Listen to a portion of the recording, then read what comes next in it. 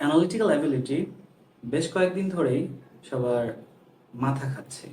কেননা ব্যাংকের পরীক্ষাগুলোতে আইবি অ্যাডমিশন টেস্টে যেমন অ্যানালিটিক্যাল অ্যাবিলিটি আসে, তেমন অ্যানালিটিক্যাল অ্যাবিলিটি আসতে দেখা গিয়েছে। মানে ডেটা সাফিসিয়েন্সি আসতে দেখা গিয়েছে। এখন সামনের পরীক্ষাগুলোতে হয়তো বা ক্রিটিক্যাল রিজনিং, পাজল এগুলো আসতে পারে। এখন এগুলো আপনারা প্র্যাকটিস করবেন কোথা থেকে, সেই প্র্যাকটিসের রিসোর্স আমি দেখিয়ে দিই।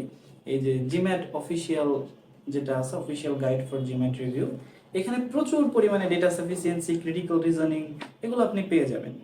তবে ব্যাপারটা হচ্ছে এখানে রিসোর্স এত বেশি, আপনি এই বইতে ঢুকলেই মনে হবে যে এত এগুলো আমি কিভাবে শেষ করব, কোনটা শেষ করব। যার কারণে আপনি চাইলে মেন্টরসের অ্যানালিটিক্যাল কিউ ব্যাংক এই বইটা নিতে পারেন। এখানে বিগত বছরের আইবিএতে আসা বা গুরুত্বপূর্ণ কিছু অ্যানালিটিক্যাল অ্যাবিলিটি সংযুক্ত করা আছে। এবং এই বইয়ের রিসোর্স বলতে গেলে এই বইয়েও অনেক বেশি রিসোর্স দেওয়া আছে, এত বেশি রিসোর্স আপনার প্রয়োজন নেই।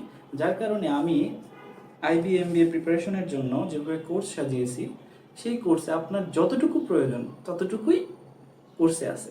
এখন যেহেতু এটা একটা পেইড কোর্স, সেজন্য আমি পিডিএফটা আপনাদের সাথে শেয়ার করছি না। তবে আপনারা যারা কোর্সের অন্তর্ভুক্ত আছেন বা হবেন, তারা সেগুলো অবশ্যই পাবেন।